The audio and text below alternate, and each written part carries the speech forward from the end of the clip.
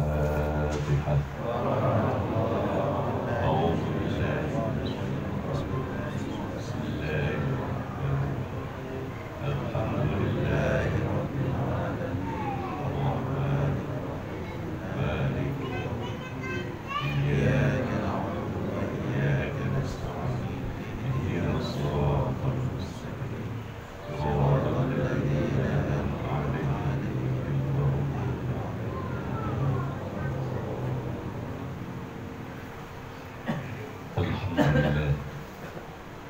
Alhamdulillah wa kafa. Wassalatu wassalam ala sayyidina wa habibina wa syafi'ina wa qurrati a'yunina wa maulana Muhammadin sayyidil Mustafa wa ala alihi wa ashabihi ahli sidqi wal wafa.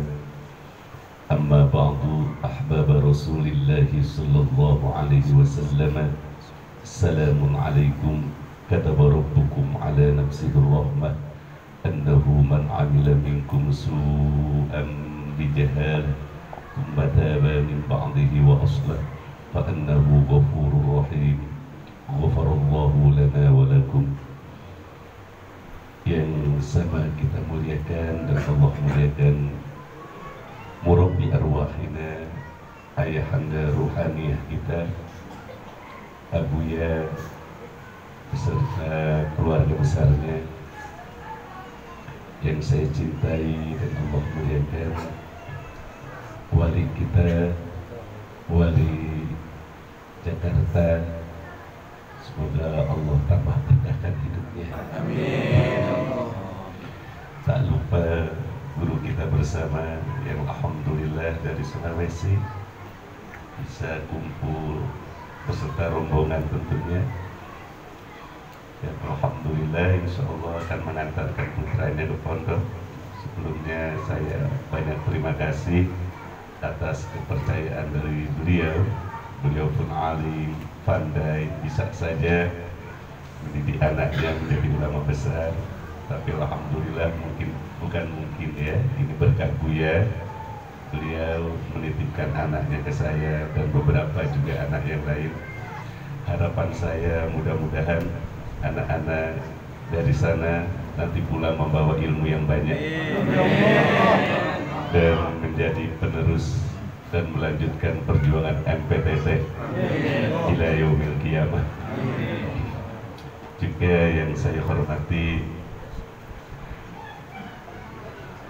Haji Edi Saputra dari Forum Diskusi Labuan Haji Raya, yang alhamdulillah beliau pun sama dicintai Abuya. Mudah-mudahan perjuangannya ini akan semakin mudah dan barokah. Dan apa yang disampaikan tadi mudah-mudahan diijabah oleh Allah Subhanahu wa Ta'ala. Tak lupa tokoh dari Labuan Haji, Bapak Haji Nirwan. Saya berharap mudah-mudahan tahun 2024 beliau jadi Bupati Labuan Haji. Nah, di sana itu ya harus orang Buya yang jadi bupati. Siap ya, Pak Haji Nirwan ya. Kita bantu ya Ibu ya, kita bantu. Karena kalau beliau jadi bupatinya, setidaknya perjuangan MPTT ini semakin banyak manfaatnya buat masyarakat. Abuya itu nggak butuh masyarakat, cuma Abuya kesian dengan masyarakat yang hatinya masih tersangkut dengan hal-hal di luar Allah. Itu yang harus kita pahami. Tentu kasih sayang Buya. Mudah-mudahan Bismillah, pembukaan pengajian sekarang ini kita niatkan dan minta salah satu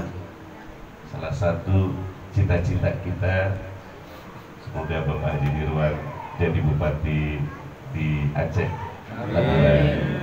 Bismillah ya Pak ya, Ibu ya, untuk membantu MPTT. Juga yang saya hormati Gubernur, yang saya alhamdulillah ke rumah beliau kemarin juga waktu saya pulang, alhamdulillah banyak ngobrol dengan beliau, makan bersama, ngopi. Bapak Haji Nazir dan keluarga, juga tak lupa Menteri PTT Bapak Haji Tengku Karimudin, dan para guru yang lainnya yang dimuliakan Allah Subhanahu wa Ta'ala. Baiklah, kita semua tidak meragukan lagi tentang kasih sayang Abuya kita dan kecintaan Abuya kita, juga niat beliau seorang mursyid kamil mukamil yang bisa membawa kita untuk usul ke Allah, dan itu bisa kita rasakan. Salah satu contoh karomah beliau, 2/3 wali masih di Malaysia ya, dapat bel atau SMS wali dari Buya, WA dekat Buya supaya saya pulang yang kemarin itu. Dan kemudian wali menyampaikan ke orang dekat saya, orang yang saya percaya, yaitu Bang Kurniawan, nggak salah 2/3 malam. Kemudian Buya berharap saya pulang, entah kenapa 2/3 lewat, saya kok pengen turun dari kamar saya ke bawah, terus ingin ngobrol dengan Pupur itu. Ternyata Pupur sudah nunggu di depan rumah, ada SMS dari wali. Apa? Saya kata Buya harus pulang. Jawab Pupur, sekarang saya pulang. Itu yang menggerakkan saya di atas bisa turun siapa? Ini malam ya Pak. Kalau ke wali 2/3, jam 3 kurang lah saya turun. Kemudian Pupur langsung SMS wali, dan wali menyampaikan ke Buya. Dan kemarin saya ingin nangis sebenarnya di panggung itu, waktu Buya menyampaikan harus sering-sering pulang. Mudah-mudahan dengan keberkahan Buya kita semua sehat walafiat. Apabila waktunya Buya kita harus pulang, ya kita pulang. Tapi sebenarnya hadirin, saya itu ya seperti ngaji begini atau di hadapan Buya sangat malu, karena Buya itu di mata saya sulit saya sampaikan siapa beliau. Yang jelas beliau ribuan kaki di atas kita.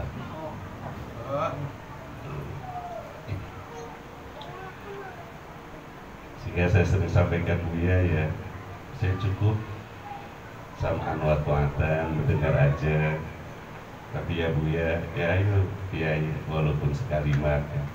Jadi semata-mata kalau saya di sana Buya mengamanatkan ke wali ke saya, ya saya semata-mata ingin bikin Buya seneng aja, bukan saya pandai. Di sana juga banyak orang pandai, di Aceh banyak ulama, banyak daya, pandai-pandai, ilmunya juga bagus-bagus kayak Tengku Amsar.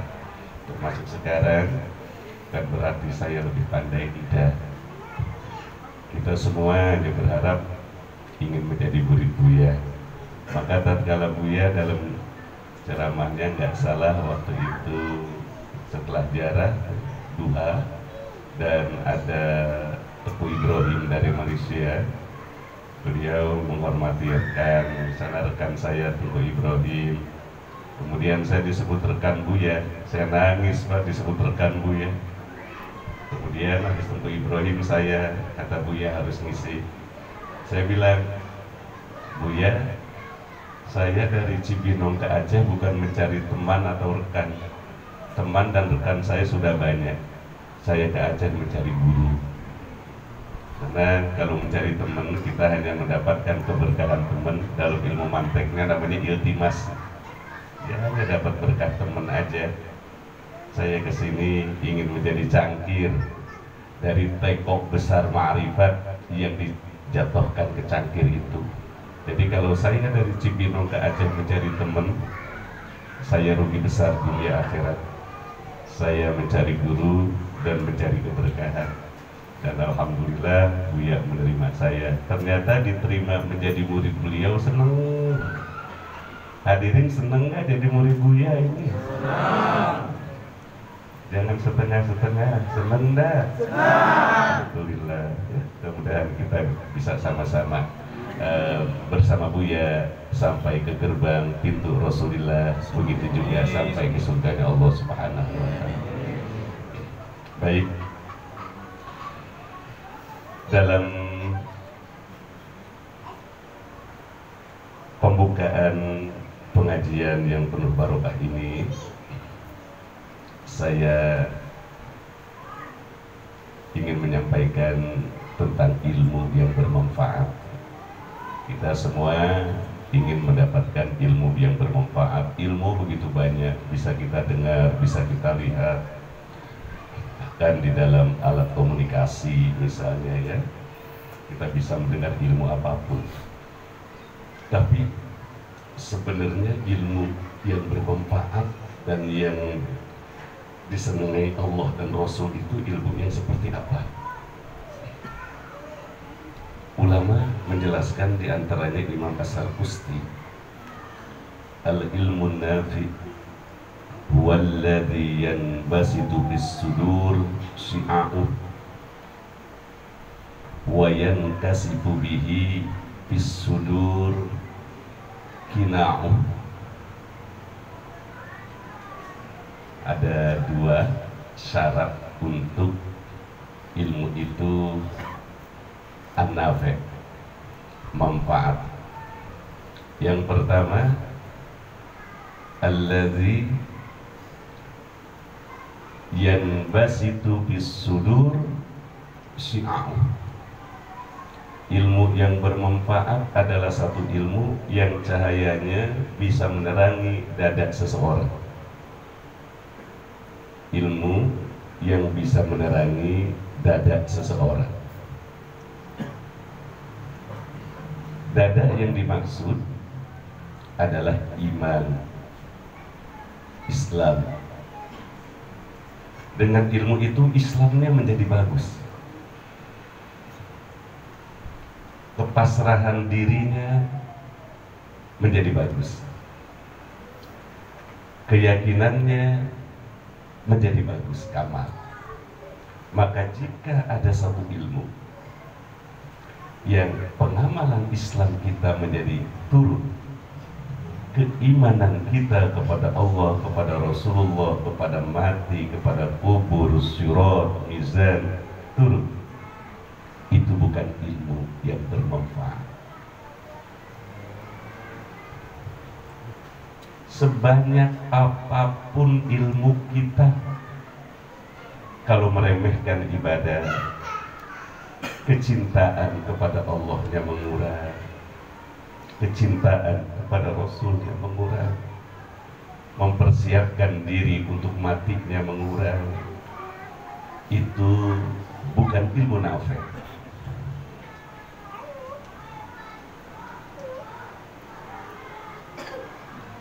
Dengan Islam dan iman yang tadi ada pada diri seseorang,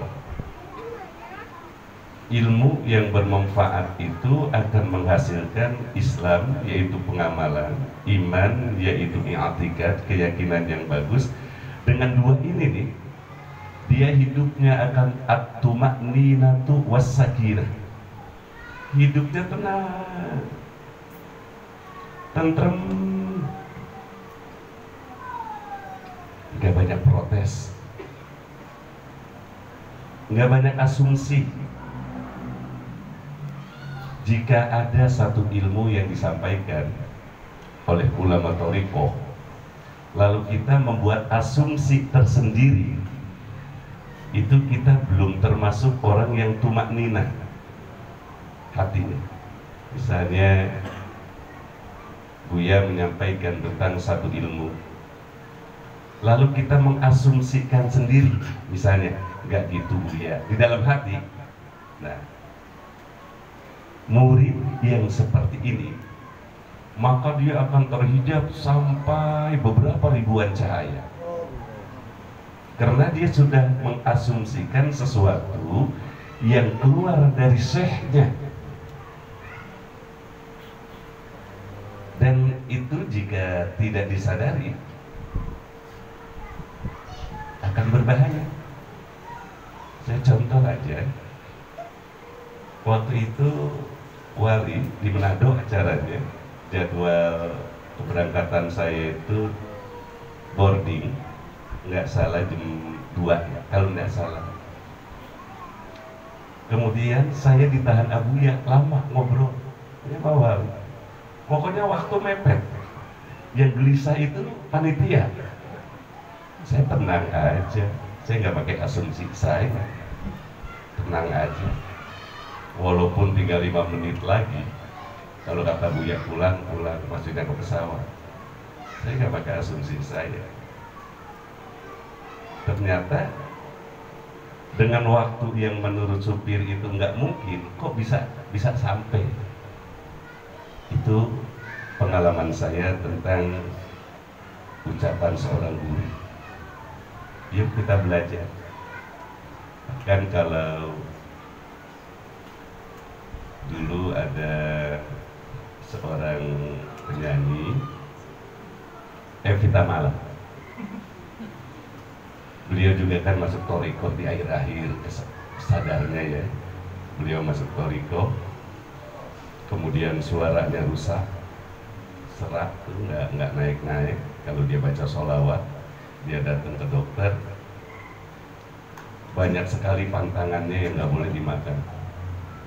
Lalu dia datang ke mursyidnya, kata mursyidnya, justru yang kamu makan itu harus pantangan-pantangan dari dokter, di antaranya cabai.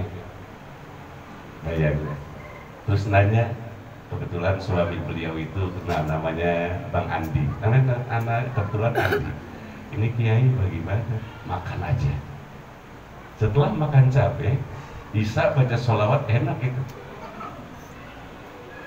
Jadi itu contoh, dan semua mursyid begitu.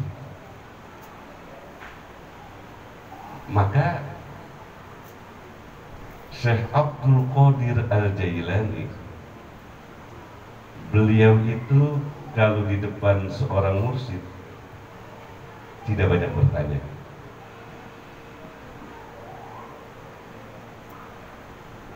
Sam'an wa ta'atan. Suatu saat, di saat beliau dengan Abi Sapo mendatangi seorang wali abdal di masanya di Baghdad, Ibnu Abi Sapo ingin menguji kecerdasan wali kutub di tengah jalannya. Karena memang teman Syekh Abdul Qadir Jailani yang satu ini, Ibnu Sapo ini sangat cerdas di pondoknya, rajin mutola'ah kitab. Kadang baru baca pahrosnya saja,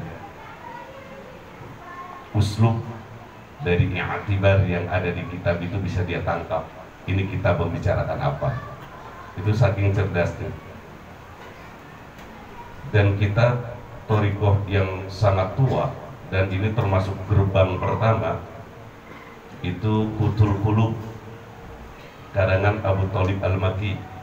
Karena itu kitab dikarang oleh seorang ulama yang hidup pada masa 280 Hijriah, sementara Syekh Abdul Qadir Jailani 450-an. Tua. Di atas itu Imam Kalabazi. Lalu dia ingin menguji kealiman, kepandaian seorang wali. Kemudian kata seorang wali, pertanyaan kamu ini, jawabannya ini ada di halaman sekian. Jadi sebelum orang itu bertanya, Ibnu Sapo, wali udah tahu duluan. Kemudian Syekh Abdul Qadir Jailani ditanya sama Ibnu Sapo, nanti kalau kamu ketemu dengan wali mau nanya ilmu enggak? Apa jawaban beliau? Tidak. Ma'adallah, saya berlindung kepada Allah untuk menanyakan satu ilmu di hadapan orang yang sudah ma'rifat kepada Allah. Wa ana antadiru binadrihi ala barakatih. Di saat saya berada di hadapannya, saya hanya menunggu dengan memandang wajahnya supaya keberkahan yang Allah turunkan kepada dia turun kepada saya. Jadi para wali itu Pak, kalau dia duduk di hadapan para wali, dia tuh nggak tengok. Dia kalau walinya itu pandangannya kemana, dia colong duduk lagi sambil ya Allah. Di saat dia memandang wali tadi, ya Allah, berkatkan saya ini dengan memandang wajah wali ini. Nanti kalau kita pulang dengan keluarga, setelah bertemu dengan orang yang kita yakini wali, itu istri dan anak kita itu rasanya beda. Ada sesuatu yang aneh. Keanehan itu yang anak dan istri kita itu semangat ibadahnya meningkat. Coba nanti Bapak kalau ketemu Buya pandang wajahnya, tapi seperti Syaikhul Qadir Jailani tadi ya, mencari keberkahannya. Kemudian kita pulang deketi anak-anak kita, itu anak kita pasti ibadahnya akan meningkat. Ini cara ulama-ulama terdahulu di dalam mencari ilmu, dan itulah yang disebut dengan ilmu nafi'.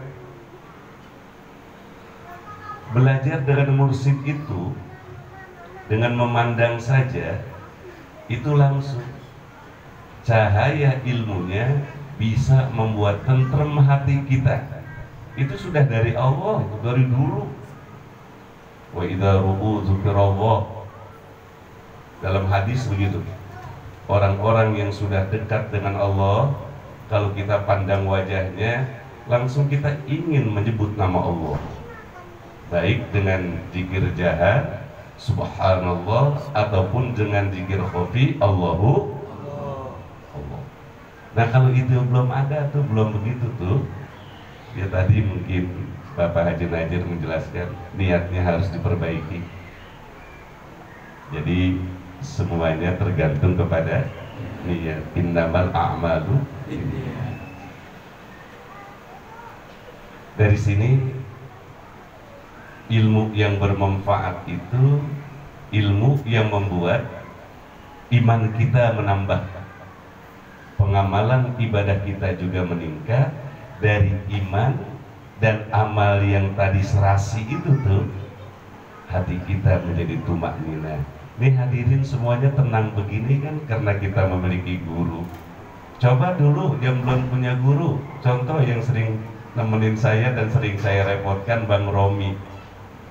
Coba bandingkan dulu dengan sebelum ketemu Abuya dengan sekarang, teman-teman yang lain, ketentramannya.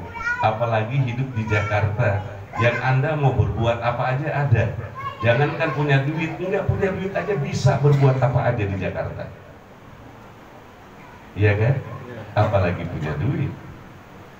Kemudian kita punya guru. Setelah kita punya guru, kemudian kita ada rasa takut untuk melakukan sesuatu yang salah. Rasa takut itu yang disebut dengan syi'a'uh, pancaran ilmu bermanfaat. Berarti ada dihadirin semua. Jika orang masih berani melakukan sesuatu yang salah, padahal dia tahu itu salah, sekalipun bisa baca kitab, hafal Quran. Irfan Rajes, pembawa acara hafal Quran, sudah cerita dengan saya, nikmatnya sholat malah dapat MPTT. Sekalipun kita hafal kitab, jangankan Bapak hafal kitab Johar Maknun, Alfiyah, segala macam mantek, bisa baca kitab Quran ngetalar. Jika kita tidak mendapatkan ilmu nafi', tidak ada ketentraman. Bal'am bin Ba'ura, seorang wali yang bisa memandang 7 lapis langit, malaikat sujud kelihatan. Dicabut kewaliannya itu karena adanya ketidaktentraman di dalam melakukan ibadah. Jadi yang pertama Allah tarik ini Pak dari dunia, ladzatul ibadah, kelezatan ibadah ditarik dulu sama Allah. Orang ibadah banyak, tapi yang mendapatkan ladzat ta'ah wal ibadah sedikit. Yang sholat banyak, yang khusyuk sedih. Benar apa benar? Nah, dan kita alhamdulillah punya guru, setidaknya ada nilai tambah lah. Gampang cirinya, dulu sebelum kita masuk MPTT dengan sesudah sholat kita bagaimana? Ada kan perubahan ya? Itulah ilmu nafe. Berarti MPTT ini mengajarkan ilmu nafe. Islam kita bagus, iman kita keyakinannya meningkat, dan untuk dari dua tadi mendapatkan tumak ninah dan sakinah, anteng dan tentrem. Mudah-mudahan ila yaumil qiyamah kita ikut Abu ya. Nggak bisa jalan sendirian, itu nggak bisa.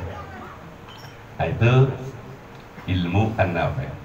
Sehingga jika pengamalan, makanya aneh kalau MPTT itu dipatwakan sesat, aneh nggak Pak? Aneh itu anaknya ajaib, makanya aneh bin ajaib. Ya kan? Aneh bin ajaib, bin kagak masuk akal. Masa ini sesat? Coba begini ya Pak, yang menentang kewalian itu dalam sejarah para wali itu memang orang-orang alim. Contoh, di dalam kitab Qulyubi, nama kitabnya An-Nawadir, menceritakan tentang satu wali, termasuk juga Sultanul Aulia Sayyidina Syekh Abdul Qadir Jailani. Di Baghdad, Syekh Abdul Qadir Jailani itu wali kutub terkenal kewaliannya, dan beliau ya wajar diangkat menjadi wali karena masa hidupnya sering mengunjungi para wali. Kan tadi datang. Dan kalau udah duduk di hadapan para wali, beliau akhlaknya bagus. Ya kayak sahabat Rasul. Kalau ada burung di sini, burung nggak terbang. Khusyuk. Makanya Syaikhul Qadir Jailani itu tatkala bertemu dengan Nabi Khidir, kata Nabi Khidir, "Uqud hahuna salasa sinin." Kalau kamu ingin menjadi orang yang dekat dengan Allah, duduk di hutan ini selama 3 tahun. Beliau nggak berpikir, nggak bikin asumsi sendiri, bikin muqaddimah sugro, muqaddimah kubro, tesis mayor, minor, enggak. Duduk aja udah, nggak mikirin nanti itu Nabi Khidir benar nggak 3 tahun dia datang lagi. Lalu makannya bagaimana, minumnya bagaimana, enggak, duduk aja. Jadi kembali lagi tadi, kita murid Toriko harus begitu, duduk ya duduk aja. Karena tidak mungkin seorang guru akan menyasarkanmu. Kalau ada hati begitu, berarti Anda telah keluar dari karomah guru. Ya kok berani-beraninya menyangka guru itu akan menyasarkan. Duduk, kemudian saya Abdul Qadir Jailani taat tanpa berpikir.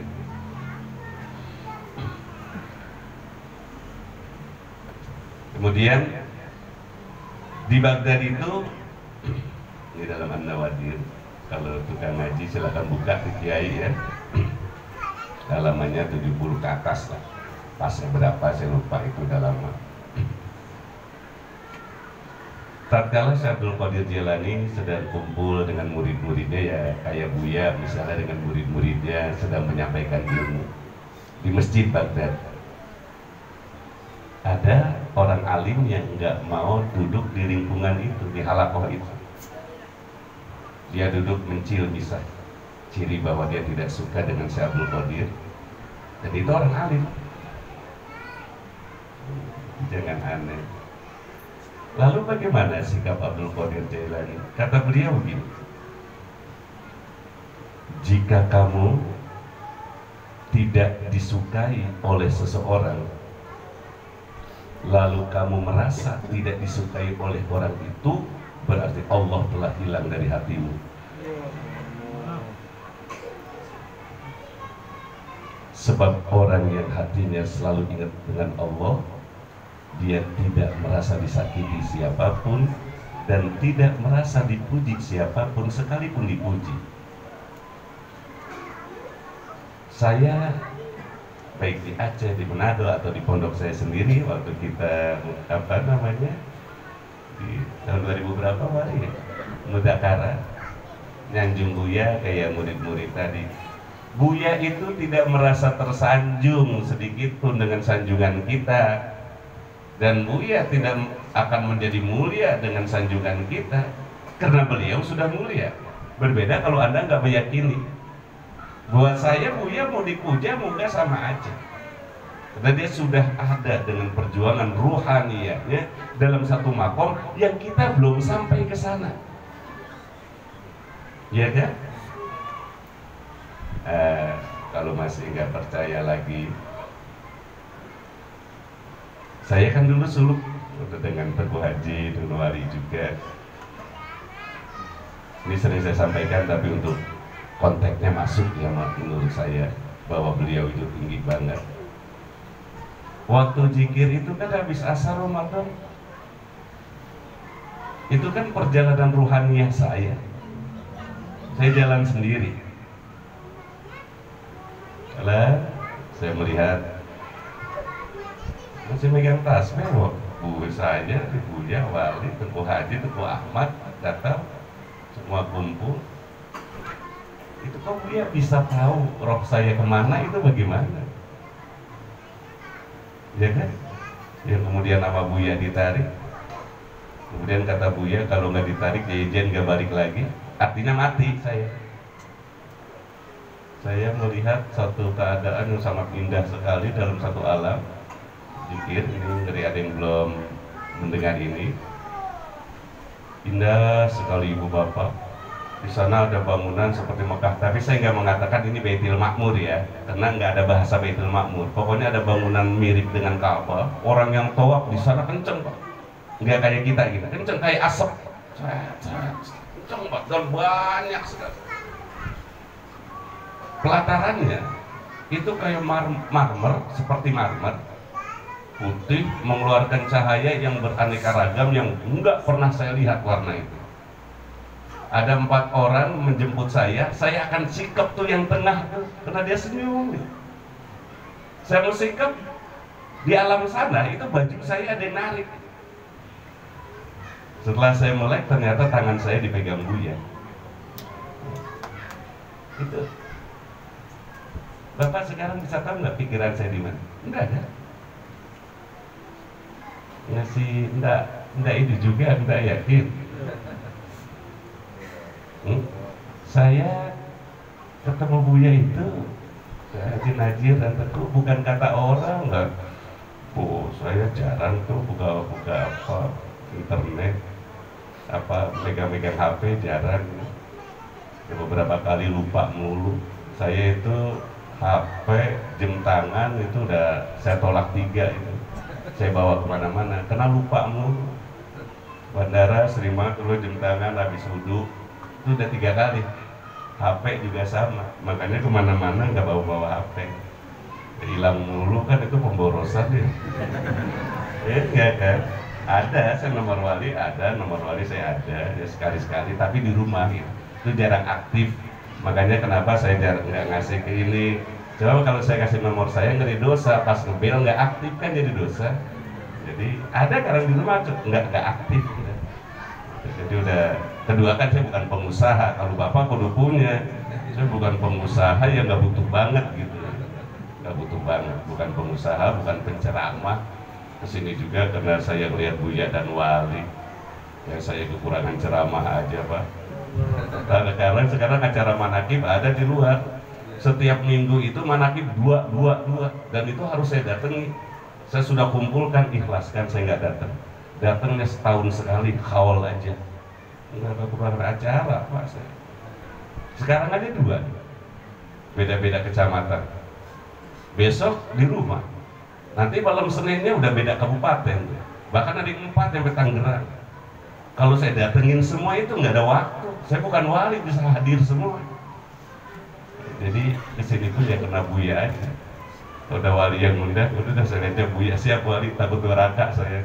Ngerti durhaka nggak? Durhaka. Saya datang wali siap gitu. Supaya saya juga ingin berkah, ketemu dengan bapak-bapak, ibu-ibu. Wajah-wajah bapak-bapak, ibu-ibu kan berkah-berkah. Nah, mari kita kembali ke Syekh Abdul Qadir Jailani. Kemudian pada hari Jumat berikutnya, Syekh Abdul Qadir Jailani menyampaikan ilmu sama seperti Buya ya, ngajarkan ilmu ke murid-muridnya. Orang yang tadi itu ketidaksukaannya dengan Abdul Qadir Jailani sangat ditampakkan dengan wajah yang asem. Jadi pandangan matanya ke Tuhan saya itu amat nggak suka. Tuhan saya tahu, dan dia nggak merasa sedih. Ada yang membenci dia, enggak. Dia semuanya yang menggerakkan Allah. Nah, kalau udah Allah kenapa harus sedih? Nah, ini hari Jumat. Nah, orang itu duduk di dekat mimbar yang nanti tempat khotib khutbah Jumat. Duduk di situ. Yang lain masih ngaji. Nah, tatkala sudah datang waktunya, hampir datang salat zuhur, mulai jamaah banyak sampai keluar-luar. Sebab kalau Syekh Abdul Qadir Jailani membuka pengajian itu di dalam kitab Tafrihul Khawatir, kuda yang dicancang itu sampai 300.000. Itu yang pakai kuda aja itu. Jadi amat ramai, dan saya sudah lihat di sana majlis ta'limnya, tempat ngancang kudanya, memang majlis ta'limnya luas. Kemudian tatkala khutbah Jumat, Syekh Abdul Qadir Jailani melihat orang yang membenci dia itu gelisah. Kenapa gelisah? Karena dia dibikin ingin buang air besar.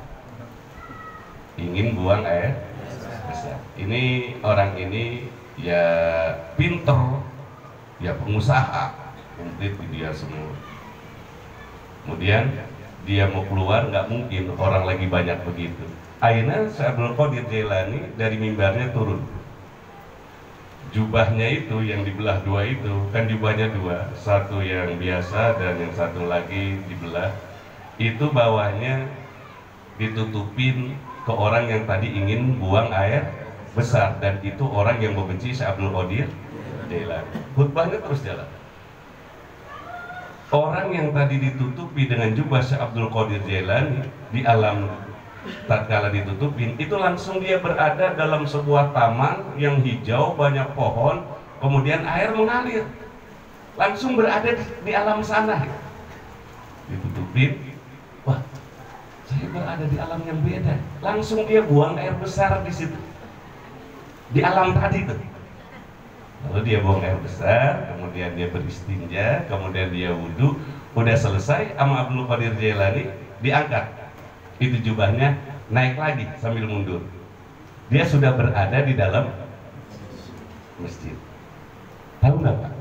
Setelah sholat Jumat, apakah orang ini meyakini karomah Abdul Qadir Jailani? Enggak, sihir. Bencinya nggak hilang. Itu kan nggak masuk akal ya Pak. Bencinya nggak hilang. Jadi orang kalau udah benci ya jangankan wali, Rasul aja membelah matahari, tetap itu Abu Jahal kagak iman. Benar. Apalagi kita pakai dalil Quran.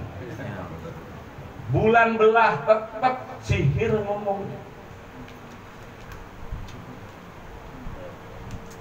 Nabi Musa, Firaun, tukang sihirnya kalah tanding. Oh disangka ya itu kan belajarnya sama Musa, begitu kata Firaun. Padahal itu mudah-mudahan Allah jauhkan kita dari hati kayak begitu ya Pak. Dan nanti ilmu nabi itu syarat yang keduanya. Ini kita teruskan dulu. Walhasil orang itu tetap seakan tidak ada yang aneh pada Syekh Abdul Qadir Jailani, dan Syekh Abdul Qadir Jailani tidak ingin dia menjadi muridnya, ya nggak ingin. Dan juga Syekh Abdul Qadir Jailani nggak menginginkan dia jadi muridnya, berarti nggak murad, dan orang itu juga tidak mau menjadi berarti orang ini bukan murad, bukan wali. Kemudian Syekh Abdul Qadir ini dalam kitab tadinya silakan lihat banyak, bahkan di dalam kisah tentang raja Nisfu Sa'ban pun ada, tapi kejadiannya bukan pada Syekh Abdul Qadir Jailani. Artinya banyak wali yang memiliki karomah seperti ini, bukan hanya Tuhan saya aja. Kemudian orang ini Pak, dia pulang ke rumahnya. Pas pulang ke rumahnya itu, ya, pas pulang ke rumahnya kuncinya nggak ada, hilang kunci rumahnya. Dia tetap menganggap Abdul Qadir biasa aja. Udah habis Jumat itu nggak mau jadi muridnya, bahkan akhlaknya nggak baik. Udah dia keluar dari masjid, dia sudah buang air besar di alam sana tadi. Dia mau masuk ke rumahnya nggak ada kuncinya. Akhirnya dia pesan ke tukang kunci saat itu juga supaya kuncinya itu dibikin tiruan nih. Nah, kemudian orang ini Pak, nggak lama dia berdagang. Tatkala dia berdagang, dia masuk dalam satu kawasan yang kawasan itu, alam itu yang tadi dia buang air besar di situ. Oh, ini ternyata sungainya. Ternyata kuncinya itu tertinggal di atas batu. Coba. Dia kan hilang kunci. Kunci itu tadi di alam sana. Tatkala dia ingin buang air besar, ditaruh di atas, tinggalan kan. Nah, kemudian tatkala dia temukan, nah disitulah kemudian hatinya dibuka oleh Allah. Ternyata ini bukan sihir, ini adalah langsung dia pulang, nggak jadi dagangnya. Dia temuin Syekh Abdul Qadir Jailani. Pada saat itu juga dia siap menjadi muridnya dan menjadi murid yang terbaik. Mudah-mudahan orang-orang yang menyesatkan Abuya menjadi murid yang terbaik. Amin. Kita nggak tahu rahasia. Tahun 2024 sebentar lagi ya. Thariqah dengan kekuasaan Pak nggak bisa dipisahkan. Imam Naqsyabandi kenapa menyebar waktu itu di negaranya? Karena memang dapat dukungan dari penguasa. Syekh Abdul Qadir Jailani kenapa di Baghdad begitu menyebar? Karena dia punya murid Imam Harawi. Imam Harawi itu murid-muridnya penguasa. Makanya kalau perlu tuh MPU dudukin nama ulama-ulama yang ada di MPTT. Jadi siasatal muluk itu namanya. Seorang mursyid itu harus memiliki siasatal muluk. Siasatal muluk itu apa? Pandai berpolitik, tapi untuk menyelamatkan agama. Misalnya kita lihat yang di Tasik siapa? Mursyid Thariqah Qadiriyah Naqsyabandiyah Abah Anom. Bahkan Abah Anom sebelum dia mencalonkan jadi DPR RI dimusuhi, dibilang-bilang sesat. RT bilang sesat kiai, coba. RT, apalagi lurah, camat. Tapi setelah beliau masuk dan ketua MPR dari Partai Golkar saat itu, nggak ada. Kenapa? Presidennya udah deket sama orang Thariqah, RT mau ngapain? Mama Kadim, Banten, habis dia sama Matlabul Anwar itu disebut bid'ah segala macam, ahli neraka. Dia masuk, kemudian mewakilkan untuk jadi ketua DPR MPR pusat. Setelah itu Harmoko sering main. Kalau Harmoko udah sering main, selesai. Jadi nggak bisa, kecuali kalau Thariqah itu masih kecil. Ini kan tadi udah Asia Tenggara. Jika sudah besar, itu membutuhkan perlindungan dari undang-undang dan orang-orang politik. Hanya mudah-mudahan murid-murid Buya yang di politik semuanya bisa lulus. Tapi jangan begini, sebelum nyalonin bupati dekat sama Buya, udah jadi, Buya dijauhin. Padahal ya begitu. Nah, mudah-mudahan Pak Jinirwan jangan ya, malah suluknya tambah hebat. Tadi dari mana tadi?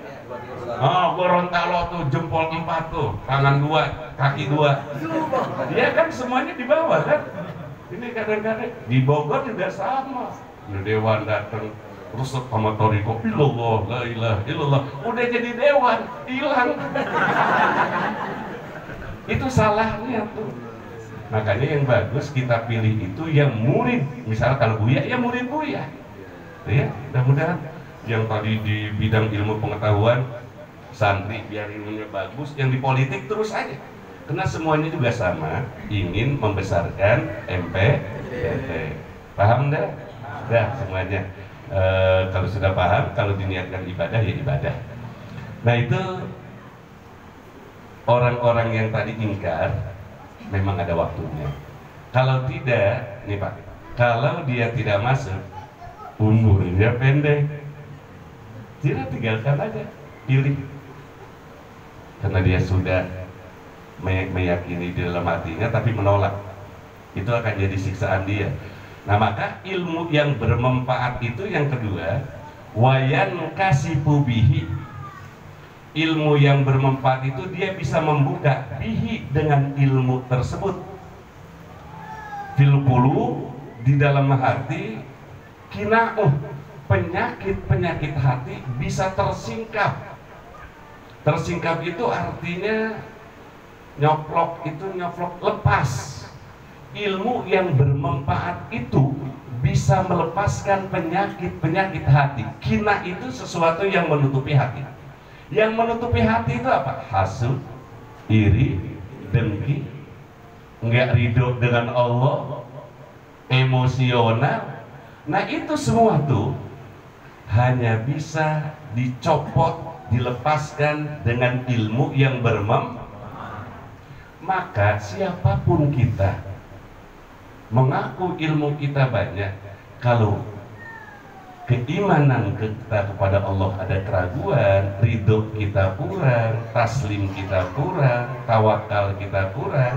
Nah kalau itunya kurang-kurang semua, nanti yang ada itu ya tadi penyakit-penyakit hati tersebut, hasud, iri dan sebagainya. Dan ini Pak, sekalipun kita ilmunya banyak, itu yang disebut dengan ilmu yang tidak bermanfaat. Rasulullah Shallallahu Alaihi Wasallam berdoa, Allahumma inna nas'aluka ilman nafi'an.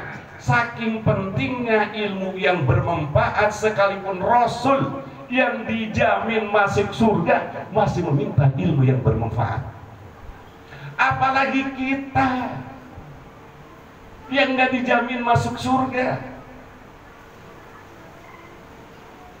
Apalagi kita yang sholatnya itu tadi susah untuk khusyuk.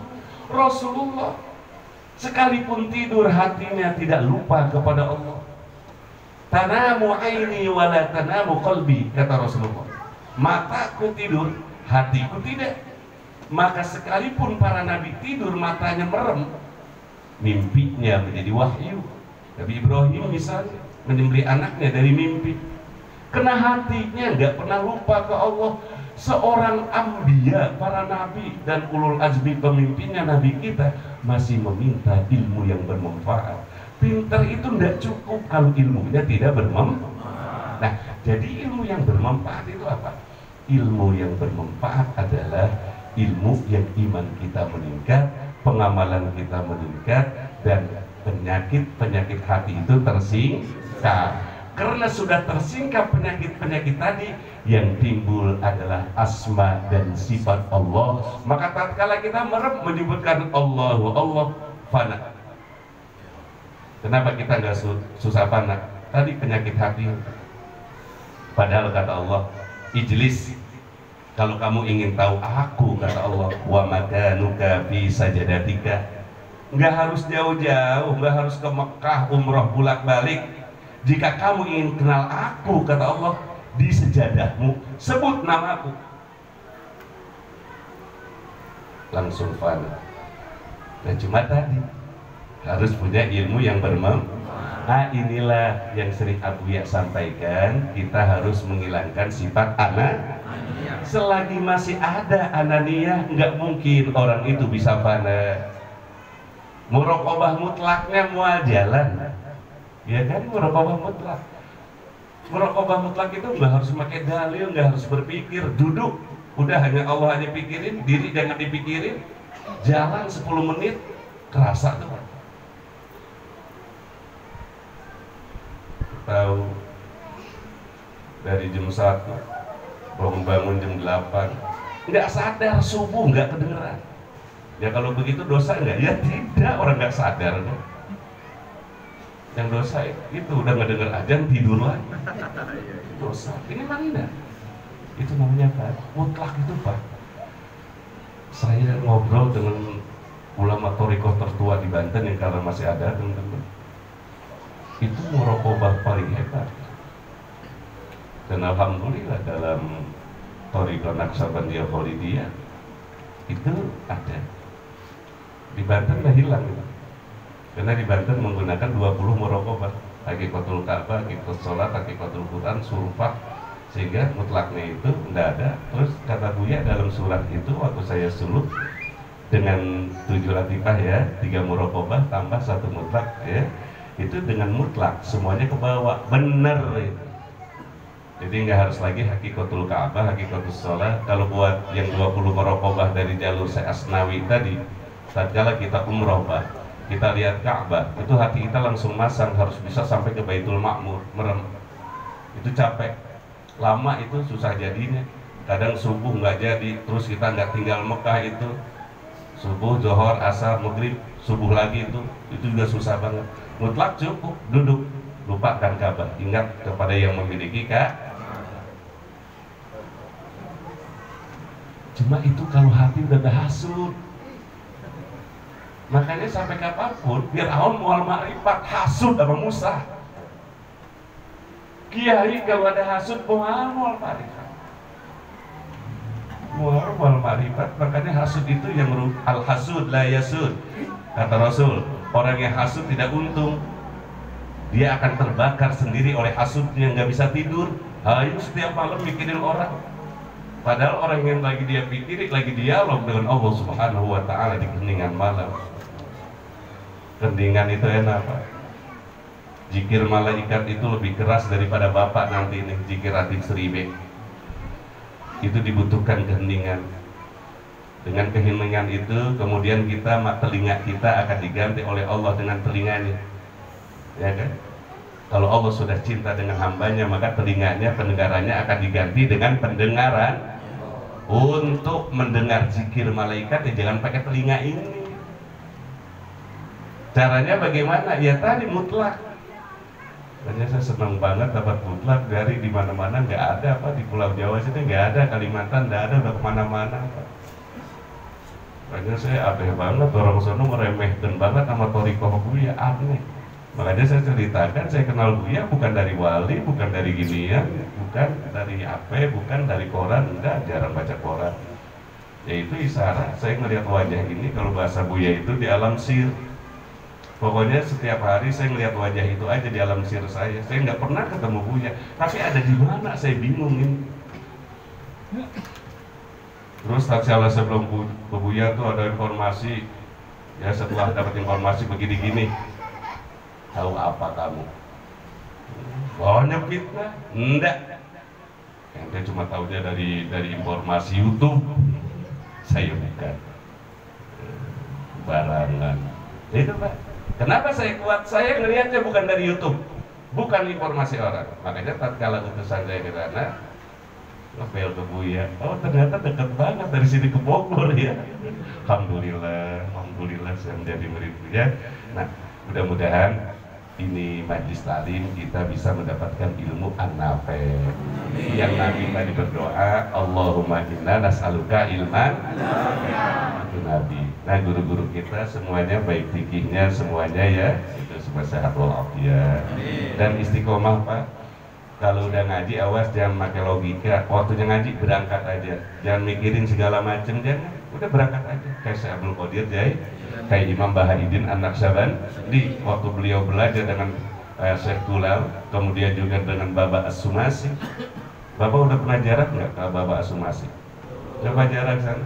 Itu kita ngelihat temboknya Pak, latifah kita ketarik gitu Pak. Baba As-Sumasi, jarak ke sana langsung ketarik. Rasa sedotannya, ini kan ini semuanya orang thariqah ya. Sebab kalau bukan orang thariqah nggak nyambung, narik apa gitu kan ya.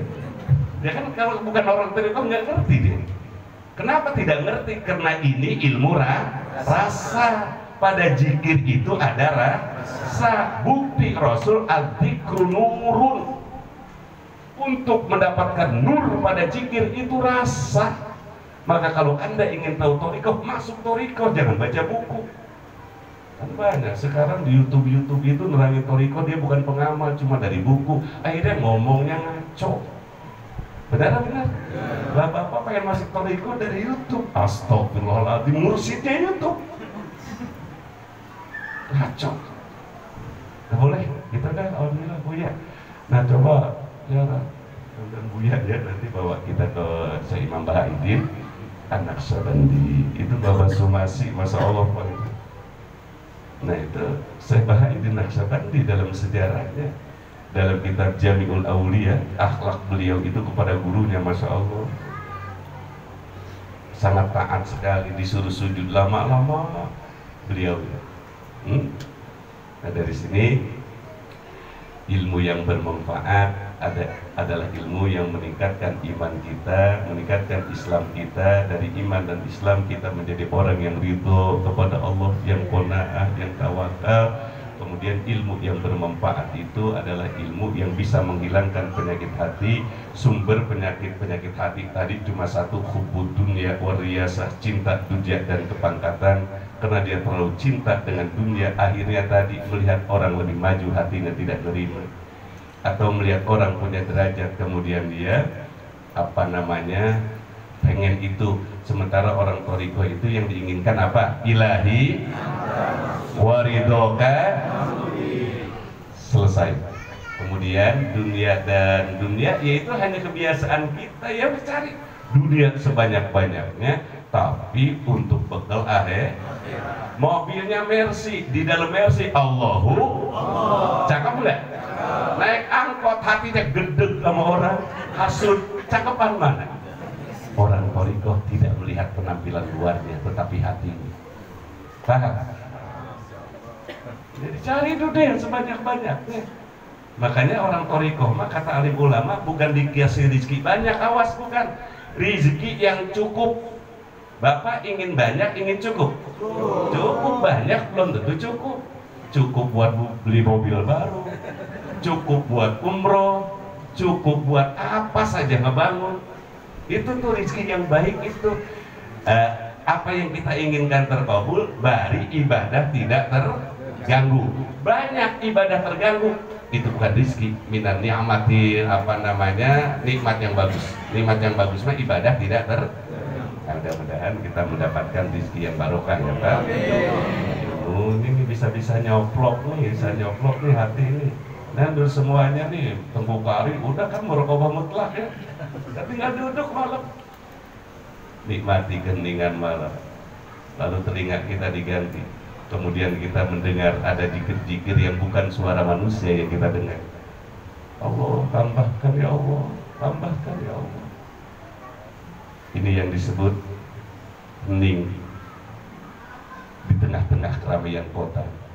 Orang sedang sibuk semuanya, sementara kita hening mendengarkan suara-suara yang kita nggak tahu itu suara siapa.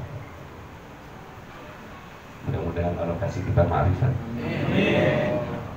Dunia mah nggak perlu diminta, udah pada berkah, udah ada jaminannya. Terus terang aja saya nggak pernah minta dunia Pak. Terus kalau habis Jumat itu doa Allahumma ya Ghaniyu ya Hamid, karena ada perintah Rasulullah, doa itu sunnah dibaca habis sholat Jumat.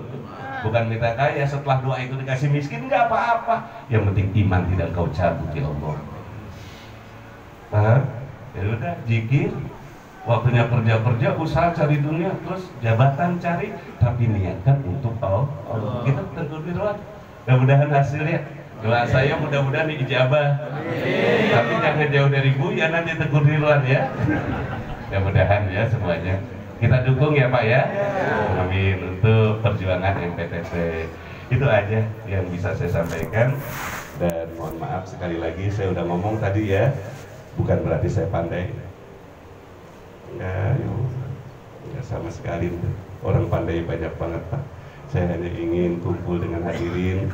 Jika saja ada satu orang yang dicintai Allah, nih kan saya ke bawah. Hanya itu aja Pak ya. Dan saya hanya taat kepada Abu ya, juga wali, karena beliau tadi yang menginformasikan. Wallahul muwaffiq ila aqwamit thoriq. Mohon maaf atas segala kekurangannya, dan semoga orang-orang yang membantu Abuya baik di pemerintahan ataupun di bawah semuanya disehatkan Allah Subhanahu wa taala. Ya. Assalamualaikum warahmatullahi wabarakatuh.